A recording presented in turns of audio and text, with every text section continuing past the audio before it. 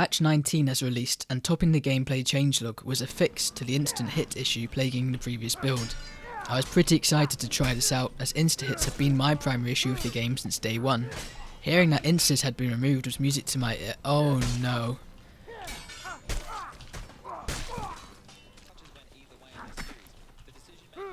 Oh no. But the patchy said...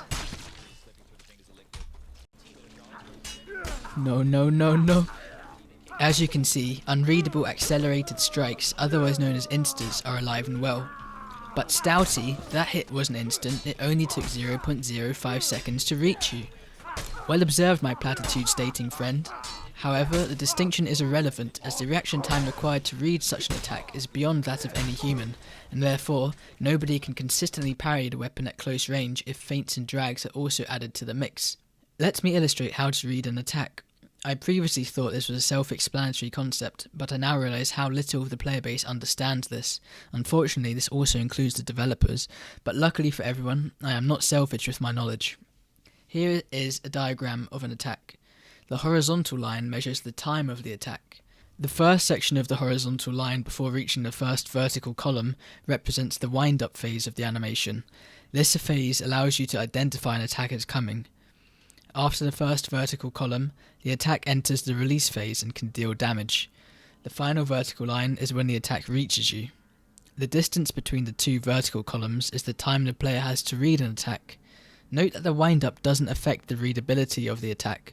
A weapon could have a 1 minute wind-up, but if the time between the weapon entering release and hitting you is drastically under the human reaction time, then the attack is still unreadable. Now the feint lookout is actually present in the wind-up phase, which I've now drawn in red. This only helps in not panic parrying when an opponent feints you. It doesn't really help you read the attack itself. First of all, there's no notification once the feint lookout stage is reached, and even if you were to parry after the lookout but before the attack enters release, it would be trivial for your opponent to punish your early parry by dragging their attack in order to score a free hit. If you still don't follow the concept of reading, then consider the following analogy. You are playing catch with a friend.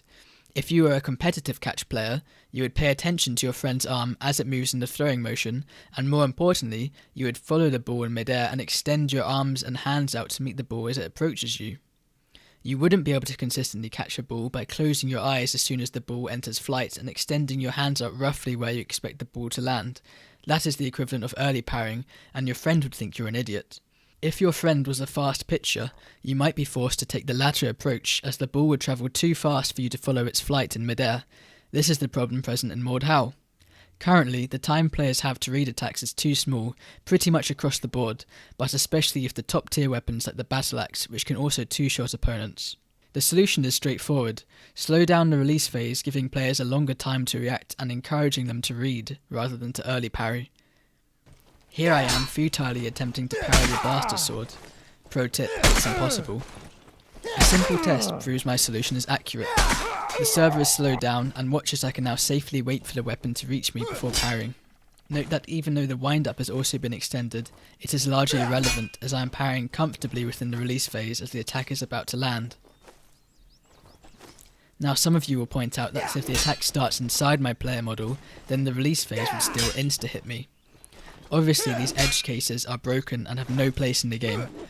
However, there are still plenty of insta-hits in the game that start well away from your character, and the existence of inside hits don't justify the existence of every other instant. You might argue that slowing the release will buff drags. Whilst drags will be increased in length, they will also have been defanged, as dragged attacks are only scary when the potential accelerated attack is unreadable. To return to my previous analogy, a slow curveball is less threatening if the pitcher isn't routinely shooting balls at the speed of light. This is why tennis players serve at such insane speeds, as they want to make it as hard as possible for their opponents to return their serve. A weapon moving slowly towards you can be reacted to, and if you take hits from telegraph drags, then you need to get good. I am not suggesting that the animation should be at the speed of this example. I am merely exaggerating the principle that as the release phase becomes slower, the game becomes more readable and skill-based. The polar opposite of this example would be a game with only insta-hits. This game exists, and it's called the culling. The melee combat in this game is a 3D rendition of rock, paper, scissors, where players don't even attempt to read animations and instead try to read their opponent's minds.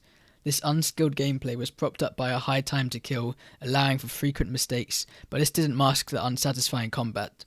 Dying purely to guessing incorrectly was a frustrating experience, and it's not surprising that the culling died shortly after its release. An ideal game rests between these two extremes. The release phase should be slow enough for a text to be readable, but fast enough to keep the game visually impressive. Currently, Mordhau rests far too close to the side of the instas, which are especially infuriating with weapons that can kill you in 2 shots. This results in fights that are dictated by who lands the most instas, or who early parries incorrectly first. Unfortunately, the lunatics are running the asylum. As I previously alluded to, Crush, who is in charge of the game's balance, holds the following provably wrong assertion. This falsehood is becoming ever apparent in the game's direction, with weapons such as the cleaver being added with animations closely resembling that of the knife in Counter-Strike. Players are left scratching their heads as to why the insta problem is being exacerbated rather than fixed. The slow-mo test proves Crush's statement to be inaccurate. However, I am open to being proven wrong. Crush can very easily verify this in a more elegant manner by adding a duplicate of the Bastard Sword in the next build, with a release that is twice as slow as the current version. This test sword will be read far more consistently than its insta-hitting twin. If the insta-hit problem is not resolved, I fear Mordhau has little competitive potential, as the insta-hitting backswings that in part killed Shiv will still be present, but this time without having to turn away from your opponent. And if casuals are lured in by the appeal of flashy-looking sword fights, they too will be quickly disenchanted by the inhuman reaction times required to consistently read an attack.